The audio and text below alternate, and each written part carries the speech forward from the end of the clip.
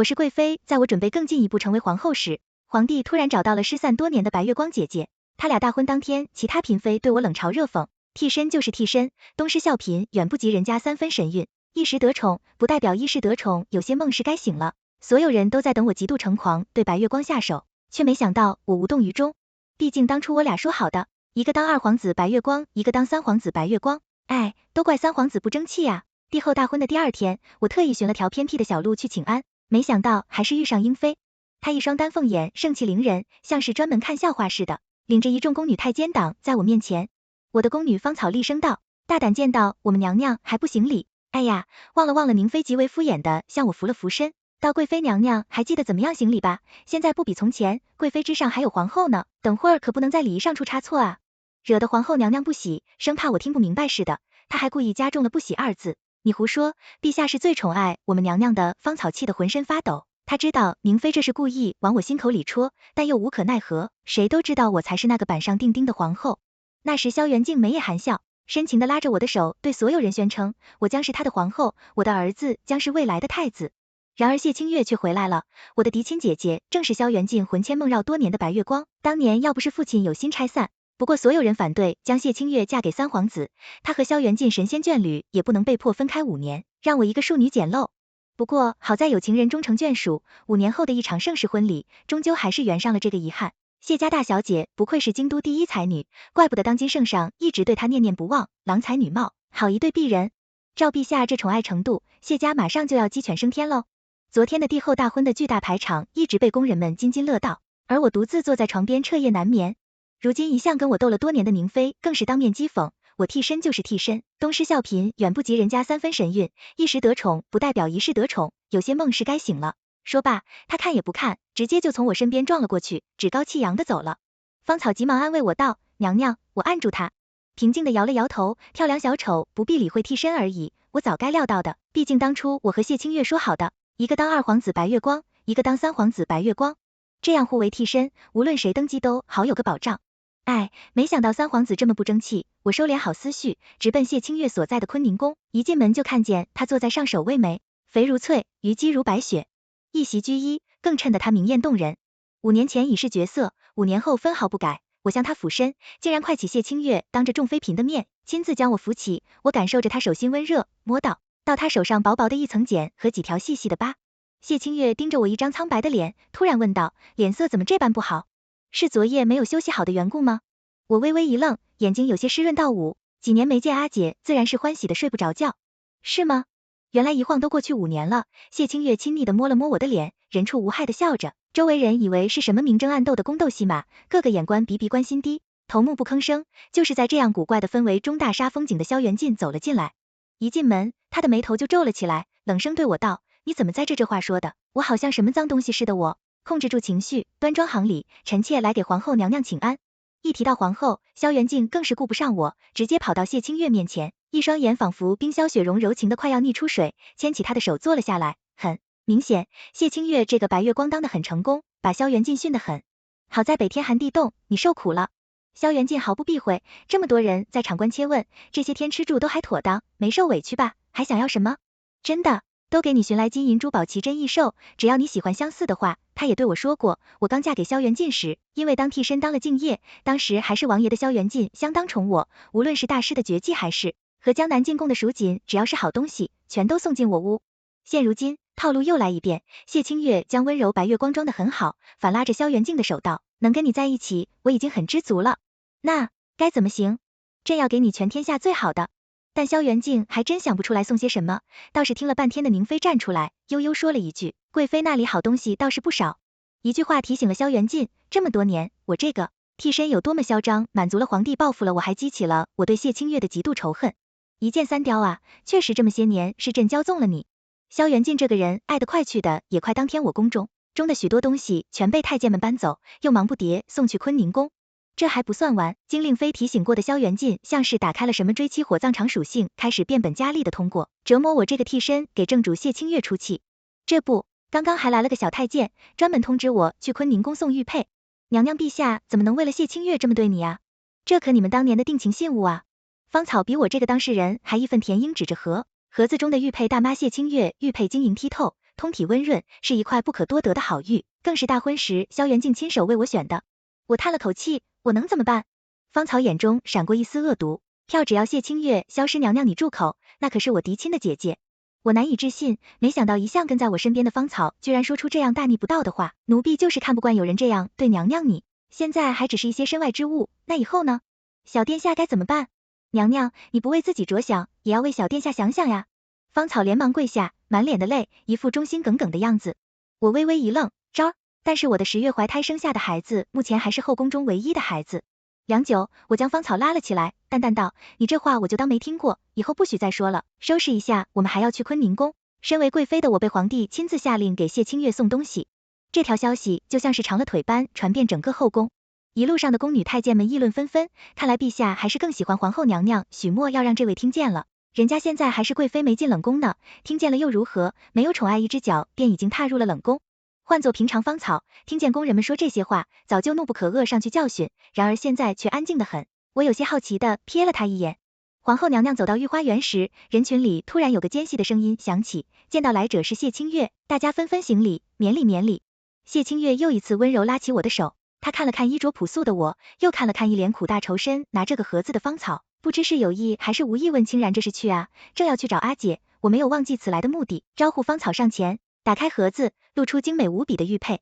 谢清月一惊，这是奉陛下旨意将此物亲手交与阿姐是吗？谢清月也不伸手拿，反而将我的话重复一遍，陛下说让你亲手交给我，不言而喻。他是故意说出这话的明眼人，一听就知道他是在当众羞辱我。我深呼吸一口气，脸上并没有流露出半分不满，在所有人的注视下，亲手拿起盒子中的玉佩，恭敬顺从的递到谢清月面前，真是块好运。谢金月接过玉佩，轻轻摩挲着，突然哎呀一声，他手里的这块玉扑通掉进了旁边。池子不好意思，等弓手滑了，把妹妹的玉掉进池子里了。我脸色一片惨白，块玉而已，不要紧，不，当然要紧。谢清月摆摆手，嘻嘻一笑道，陛下不是说了让你亲手交给我吗？他身旁站着的宫女莲心不怀好意的提醒道，娘娘放心，这池子里的水不深，水是不深，但想害我的套路是真。你气火攻心之下，我一个没缓过来，两眼一黑，直接倒在谢清月脚下。芳草心急如焚道，快传太医，贵妃娘娘晕倒了。但很可惜，在座除了谢清月没人，不敢搭理他，个个沉默的像个死人。闭嘴，慌什么？谢清月呵斥道，你这么大声嚷嚷，不知道的还以为本宫对贵妃做了什么呢。紧接着，他冷哼一声，又唤来莲心，来个人把贵妃带回坤宁宫本。宫亲自让太医给她看病瞧瞧，到底是真生病了还是没病装病。莲心应了，几个宫女把气晕的，我小心翼翼的扶了起来，抬起就跑，直奔坤宁宫。芳草见我离去，瞬间慌了神，想到跟去，却被谢清月拦了下来，你倒是忠心呢。他嗤笑一声，上下打量着芳草，芳草立马跪下，奴婢是贵妃娘娘的奴婢好。谢清月伸手指向一边的池子，威严道，你这般忠心护主耐玉，配就由你来亲手教育本宫吧。那边谢清月大杀四方，靠整治芳草立威，而我这边才刚刚抵达坤宁宫，莲心将我温柔的放在床上，又吩咐所有宫女太监安静退下。然而最后一个退下的宫女担心的瞧了我一眼，忧心问，莲心姐姐真的不管吗？要是贵妃娘娘在这里出事，不会出事的。莲心低声努嘴道，里面那位装病呢？皇后娘娘故意是让咱们带她回来的，等会要怎么处置，还不是娘娘说了算。原来谢清月早就料到我会装病，她太了解我了。果不其然，谢清月回来的第一件事就是不慌不忙的来见我。她端庄优雅，几个月的塞北生活不仅没有折损她半分美丽，反而平添了几分果敢坚毅，让人更加着迷。怪不得萧元见爱她爱得死去活来，不顾群臣反对，硬是立了她当皇后，怎么突然让我整治芳草？谢清月轻轻拉开我的被子，当时执行完礼，她拉我的瞬间，我就意有所指的挠了挠她的掌心。我猛地从床上跳下来，一语道破，她是宁妃的人似的。我很早之前就知道芳草是宁妃的人，自从做了我的贴身宫女后，宁妃，所以总是能拿到一手消息。尤其是谢清月回来后，他俩的小动作更多在外宁妃庄偶遇，不断激化我和谢清月之间的矛盾，在内芳草步步紧逼，让我对谢清月尽快下手为帝，就是让我们鹬蚌相争，他渔人得利。但事情总有意外，尹妃绝对没有想到，这是为他单设下的一个局，没有人能真正挑拨得了我和谢清月。谢清月轻笑一声，整治芳草再加上让你装病，被我弄进坤宁宫，不出2个时辰，整个后宫就知道咱俩的深仇大恨了。你这把火可加得够旺。我羞赧一笑，螳螂捕蝉，黄雀在后，这都是阿姐教的。好，这件事后我们俩明面上的关系才是真正意义上的心如水火收容又被剥夺宠爱。这样的人是最容易走上极端的，也是最锋利的一把刀。宁妃会更喜欢的。来吧，我眨眨眼脚下，答道，做戏吗？当然要做全套。谢清月心领神会，随手抓起一个杯子，狠狠摔在地上，冲着屋外大声道，来人，贵妃久久不醒，快去叫太医。这一天后宫所有人都吃上了瓜，帮皇后姐姐当众给替身贵妃妹妹下马威。替身贵妃妹妹不堪受辱，竟当街晕倒震惊，你永远都叫不醒一个装睡的人。贵妃娘娘等经连心的有效传播，这事闹得沸沸扬扬，甚至被宁妃当作笑话一样讲给萧元敬听。萧元敬听后哈哈大笑，直夸谢清月做得好，有国母风范，又送去了好多宽慰的小玩意，讨他开心。我则缩在宫中，无人在意芳草，你跟着本宫受委屈了。我给芳草盛了碗姜汤，递到他面前。芳草自从上次下水后就患了风寒，结果姜汤一饮而尽后，奴婢不委屈，娘娘才是委屈，受了这么大的辱。陛下不仅没有治他的罪，还啪嗒我的泪就掉在他的手背上。我谦一笑，一个是我一起长大的姐妹，一个是我挚爱的郎君。芳草，你说本宫究竟该怎么办啊？芳草眼底闪过一丝焦急，你要争了，人为刀俎，我为鱼肉，只要谢清月消失，陛下就一定会重新宠爱您的。到时候您就是名正言顺的皇后小殿下，就是板上钉钉的太子，咱们就再也不用受委屈了。不行，现在还不是答应他的最佳时机，得给他下一剂猛药。我擦干眼泪，立马回绝，不行，她可是我姐姐，宠爱总会有办法的。对了，我还有招儿，陛下总会看着孩子份上想起我的。罢了罢了，娘娘芳草恨铁不成钢，气得直跺脚。为了不引起我的怀疑，这件事也就此止住了。直到某天，身体一向健康的昭突然倒地不起，太医检查后才发现是中毒。我问这是怎么回事？太医解释说，屋中的一味香料同昭随身携带的香囊起了反应，所以有了轻微中毒。不过好在发现及时，没有性命危险。我搂着孩子气得浑身发抖，怎么会有这样巧的事情？香料是谁送来的？芳草低着头，是皇后娘娘萧元敬前些日子又给谢清月送去了西域上好的香料，坤宁宫实在是装不下，只好随意捡了些分给众嫔妃。她自小就精通医术，周二佩戴的香囊也都有记录。我装作一副伤心欲绝的样子，谢清月这是故意的，他就要害我的招。说话间，我瞥到芳草上扬的嘴角，大概知道要唱出什么戏了。不行，本宫要去见他。我收敛好情绪，即刻出发。坤宁宫芳草在后边追我娘娘，此时无凭无据，就算闹到皇上那里，陛下不会那么无情。我打断他，滴答空中下起了淅淅沥沥的小雨。我们男主仆二人淋了一路的雨，浑身湿漉漉的来到坤宁宫。恰逢萧元敬也在，一切都在掌握之中。等到谢清月主动对萧元敬说出怀孕3月时，我在一身狼藉的进去，听得正好，落入宁妃设的圈套，当真我要做父亲了。大殿内在谢清月说出这个消息后，萧元敬眉眼弯弯，搂着他转了好几圈。朕决定了，要是个男孩就封他为太子，要是个女孩，朕就宠他一辈子。幸福的声音字字诛心，我紧咬下唇，让自己看上去更加苍白，然后跌跌撞撞的跑了。这便是宁妃想的诛心计。有那么一刹，那我甚至都有些动摇。风雨里我拉着芳草的手，沉重的走回了宫。时机已经成熟，我平静到芳草本宫究竟要怎么做？娘娘，奴婢有一计。芳草有些兴奋道，您现在要做的是孩儿无心，只要谢清月一死便没有什么能阻挡您了。春去夏至，万木葱茏，天气越来越热，谢清月的肚子也大了起来。这一天正巧是谢清月23岁生辰，萧元敬特意为她举办了盛大的晚宴。片中中央5月结束，正是参加晚宴的娘娘和夫人小姐们献礼物的环节。突然人群中一个吸血的声音在大殿中响起，贵妃娘娘，你的礼物呢？快拿出来，教大家开开眼说。画的正是宁妃，她心知肚明，今日我穿得如此素雅，必是因为囊中羞涩，拿不出什么好东西，所以专门大声嚷嚷，好让我下不来台。事实上也确实如此，我两手空空而来，当即我向上守卫的谢清月道，臣妾有义务献与皇后娘娘。话音刚落，只听见周边丝竹声缓缓响起，我提起裙摆，轻巧地走到殿中央，伴随着乐声翩翩起舞，素雅又不失俏皮轻，纯又不是妩媚。一曲下来，不但叫台上坐着的萧元敬看吃了，还惹得其他妃嫔不满，还给皇后献舞。呸！我看他都快把陛下的魂给勾去了。谢家这姐妹俩真是一个天下一个殿，陛下原以为谢清然是个老实本分的，没想到呀。知人知面不知心，谢清月仿佛没有受到任何干扰，依旧笑吟吟的看着不动声色，吃着面前盘中的水果，贺皇后娘娘千岁怨娘，亮凤体安康。我跳完舞，谦顺的跪倒在地。萧元敬神色动容，难得说些好话起来吧，皇后生辰宴，你用心了。这句话让宁妃一张脸铁青，但她想到芳草，又不自觉地露出一抹耐人寻味的笑。眼见场面尴尬，谢清月连忙出来打圆场，确实不错，然而变故就是在此刻发生的。谢清月嘴角突然流下一缕嫣红，随后倒下。萧元敬立马扑向谢清月，焦急大喊：快！太医不到一炷香的时间，刚刚还在宴会上喜笑颜颜的皇后突然倒下，被太医院的人抬走时，还在抓着萧元敬的手，要他缉拿凶手。萧元敬面沉似水，沉声道：查给朕狠狠的查。此话一出，大殿内人心惶惶。贵妃娘娘一向跟在你身边的宫女芳草怎么不见了？今夜颖妃向我发起了第二次攻击。她话音刚落，众人的目光齐刷刷向我袭来。令妃娘娘操心芳草年纪尚小许，是一时贪玩跑出去了，一时贪婪也亏贵妃能说出这话。若不是你指使的，敏妃嗤笑一声，我不再理会宁妃，反而冲着萧元敬的方向再次跪倒。道臣妾与皇后本是一同长大的姐妹，自小姐妹情深，今日之事，臣妾多希望躺在太医院的那个人是自己。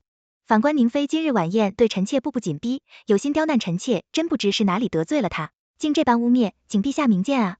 说真的，我的话不但经不起推敲，还有点像被人发现强行转移话题的意味。但萧元敬很少见到今日楚楚可怜像雨后芙蓉的，我一时心软道：好了，此事还没有盖棺定性，朕绝不会冤枉任何一个人。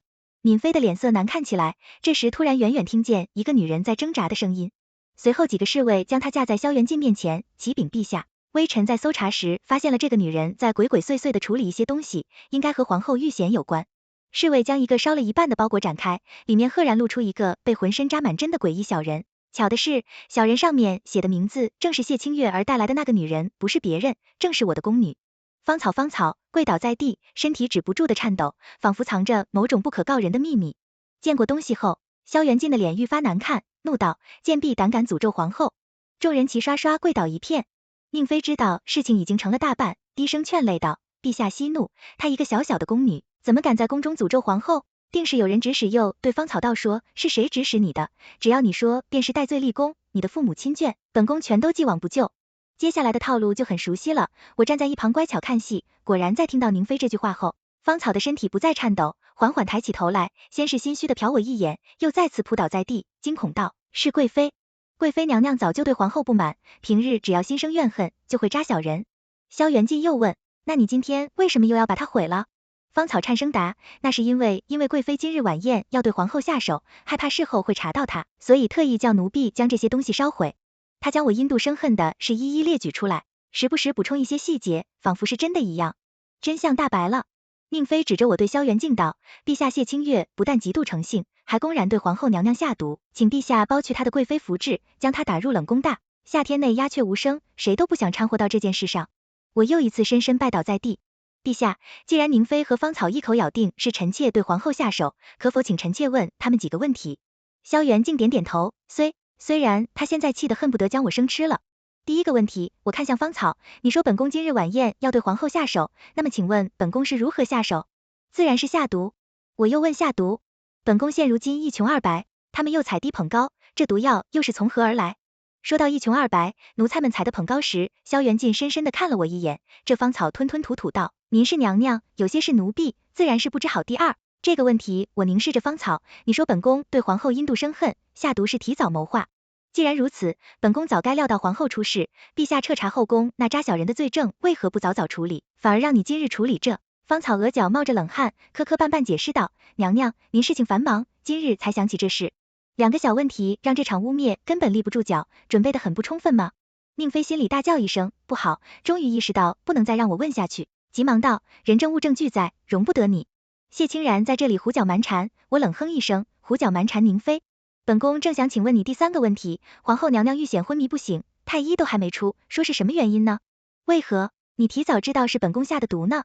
听到这句话，宁妃只觉得五雷轰顶，浑身血液凝滞。是啊，皇后虽吐血晕倒，但太医还没有说话，谁都不知道究竟发生了什么，但自己刚刚以为胜券在握了个，给贵妃定罪，竟然提前将下毒说出来了，明明其他人用的都是皇后遇险胡说八道，那分明是本宫在宴会上瞧见皇后吐黑色的血，所以当然有理由怀疑你是下毒。宁妃极力辩解，我冷漠的看着她垂死挣扎。哦，是吗？本宫记得令妃你的位子离皇后还有些距离啊，难不成您是什么千里眼下凡？这句话彻底堵死宁妃的嘴，她哭得梨花带雨反，不说自己冤枉，场面几度反转，但还远远不够。我的目光聚焦在殿外，果然，下一秒，谢清月的声音就传入每个人的耳朵里，冤枉，臣妾倒是头回听见加害者如此恬不知耻的喊冤呢。谢谢。星月安然无恙地走进殿中，一双眼睛似笑非笑地看着印妃闵妃，瞪大了双眼。萧元进微微一愣，梓潼，你的身体自然是无事。谢清月递给萧元进某样东西，桑葚。谢清月有些俏皮的眨眨眼，多苦，为了他，要不然看不了今日这场大戏。这下大家都明白这是怎么一回事了。皇后贵妃双双下套，目的就是等着宁妃自投罗网。那前些日子的姐妹决裂笑话，谁都不敢细想宁妃，妃自然是懂得这个道理。她陷害不成反重炮，如今只能努力把自己摘出去。当即，她指着抖若筛糠的芳草道：“是他，都是这个贱婢。他说贵妃要害皇后都是他。”随即他又有可怜兮兮对萧元进哭诉：“请陛下明鉴，臣妾也是受人蒙骗啊。”我和谢清月都淡然的看着萧元进的本意是看在宁妃家族的势力上训斥一番即可高高举起，轻轻放下，但是他刚要开口，一旁的谢清月却握住了他的手。陛下，臣妾刚才在太医院听了一个故事，说是有个富贵老爷，家中只有一个10岁小儿继承家业，但老爷的兄长嫂子十分嫉妒，于是便买通奴仆给这个小儿下药，好毒死。他将自己儿子过继到老爷名下，你往下猜猜，这事成了还是没成？这个故事我看到宁妃面无血色，萧元进感到莫名其妙，自然是没成，老爷一定会发现他们下毒的不，他们成了。谢清月道，这对夫妻先是给老爷送香料，又是给小儿买零嘴，最后还叮嘱奴仆每天让小儿接触什么东西。这几样东西平日虽无毒，但同时用在一起却是相克，产生剧毒。那小儿身体越来越弱，某天早晨直接一命呜呼。可怜这老爷受人蒙蔽，一人承受着揪心的丧子之痛，偌大的家业也落入贼子之手。谢清月娓娓道来，将这个故事讲得有声有色。萧元敬听出来，他醉翁之意不在酒，梓潼究竟想说什么？谢清月叹了口气，把前段时间芳草给招下药，反污蔑给他的事情说了。一个宫女手段怎么如此之高？臣妾认为这背后定是有人指使谋害皇嗣，这可是重罪。请陛下严刑拷问宫女芳草，问出真凶，一套下来行云流水，叫人挑不出任何毛病。这下轮到萧元进面色阴沉的凝视芳草和宁妃了，本来可以轻拿轻放，只处死芳草，但现下已触碰到了他的底线，谋害唯一的皇嗣，还差点借刀杀人，除掉皇后和贵妃。那以后有机会是不是还能神不知鬼不觉处理掉朕，再找个孩子自己当太后？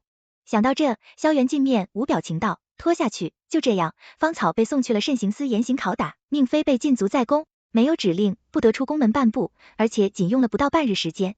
从谋害皇嗣到陷害皇后贵妃，芳草在酷刑下一一松口，承认是宁妃，下令所有药物都是由他的贴身宫女亲手教育，真相大白，人证物证俱在。萧元敬大怒，将宁妃打入冷宫，相关者一律处死。之后的很长一段时间里，宁妃母族的势力一直惨遭打击，谢家顺利上位。而后宫中，因为这件事，萧元敬心里有愧于我，虽不喜，但也不再为难。少了宁妃，谢清月的盛宠近乎是达到了顶峰，成箱成箱的金贵玩意像杂物般堆满整个坤宁宫，比我当年风头更盛。我就是在这样的情况下，带着招来谢清瑞面前道谢的你，给我姐妹谢这个作甚？我摇摇头，要不是阿姐细心让莲心姑娘盯着这孩子，差点就遭大罪了。我拍了拍照，小孩立马端端正正向谢清月和莲心行礼，奶声奶气道：“多谢岳母后，多谢莲心姑姑。”谢清月捏了捏张软嫩的脸，点头示意莲心带她下去。须臾只剩我们两个时，她才笑得灿烂：“竟然你把孩子教得很好，阿姐，您把我也教得很好。你们两个像是同时想到什么？”哈哈，大笑起来。嬉笑完，我就问起了正事。听说父亲前段时间封侯了。谢清月点点头，西宁侯不小呢。我皱了皱眉，父亲封侯理解皇后自己身为贵妃，又孕有一子，这么大的恩宠，换做旁人嘴早就笑烂了，只有我面露忧色。谢清月问我，阿妹在担心什么？环顾四周都是名贵的器物，上好的家具。我叹了口气，最终还是把心里话说了出来啊。花姐动摇了吗？父亲封侯自己贵为皇后，深受宠爱，马上又要诞下龙子，哪怕什么都不做，也能一辈子风光无限。竟然谢清月像是知道我在担忧什么，一双眼睛坚定地看着我道道，在5年前我就说过情爱不过二，我对萧元进从未动过真心，我只要权，而肚子里的这个孩子就是我走向胜利最名正言顺的筹码。萧元进还是个落魄二皇子的时，我就有胆量为他下注，成为他的白月光。为了今天，我是受人非议的苦，也吃了塞北的罪，也受了好不容易走到现在，我怎敢有一丝的懈怠，一刻动摇？我握紧他的手，连忙想到阿姐，我这是道女子艰难啊。谢清月深呼吸，闭上了眼，又是从父出嫁从夫，晚年从子，前2个你不都经历过了吗？当时你同三皇子情深意重，父亲不还是不顾反对将你嫁给萧元进，你可这是为何？是因为你是庶女，而三皇子却是热门的储君人选，你谢清然不够有分量，父亲大人还贪心，2个皇子都想下注，所以把你嫁给了萧元进，把我嫁给了三皇子谢清月。句句见血，我的手摸到了他手上的疤，泪止不住的流。阿姐别说了。谢清月睁开眼继续道，你瞧那徐婉宁将门虎女生的那样的好，自己提得起刀，又舞得了剑，班聪慧若是个男子，早就骑上战马，奔去塞北，立下赫赫战功，成了将军，青史留名。可惜了，她是个女儿家，是家族更进一步送出去的礼物。嫁于帝王后，是丈夫用来挑逗的玩物，终生生活在这看不见尽头的屋檐下，算计这个女人和那个女人，一辈子争风吃醋，靠仰仗男人鼻息而活。要是幸运，她就能成为太后；要是不幸，她就只能等死。许婉宁那个和我们斗得死去活来的宁妃宫里，已经很久没有人叫她这个名字了。一张张嘴开口闭口全都是冷冰冰的宁妃娘娘。谢清月说到这，眼底尽是哀伤痛惜，然后她又用这种更加坚定的眼神反握住我的手道，清然，我不想做笼中困兽。我谢清月不是个安分守己的人，我要做就要做的最绝，我就要这一辈子轰轰烈烈，路漫漫其修远兮，无上下而求索。几个月后，谢清月诞下一位皇子，萧元进大喜，取名为纪，但并没有像他说的那样立这孩子为太子，因为早在谢清月怀孕5个月多月时，新一轮选秀就开始了。这座高高的宫墙下，又来了几位如花似玉的美人，重新哄得萧元进心花怒放，不必理会谢清月永远是那么淡定自若。他道，他不勤勉，正是我们的机会。是的，美人在怀，萧，毕竟是朝，也不想去了，走书也不想看了。于是这个机会就落到谢清月手里。刚开始他想都不想就拒绝，这怎么行？陛下后宫不得干政。萧元敬道，梓潼，这是朕信任你。谢清月故作为难，可是臣妾后宫还有一大帮子事呢。好说好说。萧元敬大手一挥，管理后宫的职责就落到了我头上。谢清月开始批阅奏书。起初萧元敬还会有些担心他会做得不好，每天都要在他处理完后再次检查一遍，可结果总是好的出人意料，简直不能再好了。萧元敬每次看完都要宠溺的刮一下谢清月的鼻尖，夸赞他做得好，只是还差一丝火候。而谢清月呢，每次都会乖巧顺从的说，臣妾远不及陛下3分呢。他有时甚至还会照顾萧元敬的虚荣心，谦虚的请教问题。长此以往，萧元敬更是连过问都不再过问了，整日都在花天酒地，重新玩这个就转头去找那个。当然他这般堕落还有一些我的原因，首先是选秀女，我按照萧元敬的喜好留下了10几个美人，然后等他们进宫就开始传授化妆穿搭唱歌跳舞如何学说话等技巧，并告诫他们要相亲相爱，切莫因争宠失了团结，人人有份。在我的精心教育下，萧元敬快活似神仙，后宫们也从不出岔子人，人都很快乐。但这美人一多，就要雨露均沾，多多宠幸，这多多宠幸，身体就吃不消，所以萧元敬不久后就病了，而且长时间不见好。陛下快喝吧，已经凉了。我坐在床边，一勺勺喂着萧元进，他瘦了大半，眼下一片乌青，不似从前那般精力充沛了。朕都喝了2个多月的药了，怎么还不见好？我拿出手帕，温柔地擦拭萧元敬嘴边的药渍，宽慰他道，太医院说了，陛下这病得慢慢养，太过急躁，反而治标不治本。这话一出，萧元敬的脸瞬间阴了下去。这话是太医院说的，还是谢清月说的？我吓了一跳，陛下玩笑而已。萧元敬下一秒就笑了出来，对着我神情道，皇宫太沉闷了，一点都不适合养病，然而你可愿陪朕去避暑山庄养病？这星号又开始折腾了。我心里骂他，但面上莞尔一笑道，当然愿意。出乎意料，此次之行，萧元进就带了我一个贵妃。谢清月临走前好生叮嘱，窗子上寒气重，一定要多加衣服，早日归来。我乖乖点头。萧元敬意味深长地对谢清月道，宫里就交给皇后了，这一定会早日归来的。臣妾恭候陛下。2人的火药味已经很明显了，萧元敬的意图也很好猜。当晚抵达庄子后，他就留下我一人平退，所有宫女太监含情脉脉道，然而我只有你了，居然连朕都不用了。我惊慌道，怎么了？陛下出什么事了？萧元敬咬牙切齿道，谢清月给我下毒了什么？他想杀了我，毕竟魏帝自己做摄政太后。他分析的情况，西宁侯有兵有权，谢清月又牢牢把控着朝廷，我现下已经走投无路，能帮助我的只有你那臣妾应该如何做我是到好处的泛起被信赖的泪花。萧元敬很享受我这种眼神，他从怀里掏出一封信和半枚兵符，今晚我就派一批侍卫连夜送你出城，你再将他们交与周将军。我颤声问，那您呢？自然是画地为牢，以身作饵，留在这里被谢清月继续监控。萧元敬见我不问缘由，反而关心自己，异常感动。然而此事成功后，你就是我唯一的皇后，昭就是太子咱们的继承人。我声泪俱下，臣妾从来就没图过那些。片刻后，在萧元敬的反复叮嘱声中，我趁夜色带着信和兵符走上了一条与周将军截然相反的道路——皇宫。色里刚刚还哭得泣不成声的我，现如今露出一个讥讽的笑，随后将怀中信撕个粉碎。我又不是星号，萧元敬现在信任我，无非就是觉得我又有能力，又能靠皇后太子之位拿捏，毕竟进这2个位子已足够叫人眼馋了，没有哪个女人不会感恩戴德可笑，真是可笑至极。我要皇后的位子有什么用呢？我家阿姐连太后都瞧不上。天亮前，我将放在心口的冰符交与谢清月她。接过冰符后，将我轻轻揽在怀里，辛苦你了，竟然剩下的就都交给我吧。我有些困，迷迷糊糊问他避暑山庄的那位呢，该怎么处理？谢清月拍拍我，用最温柔的语气说着最恐怖的话，息你，青红谋反，刺杀陛下。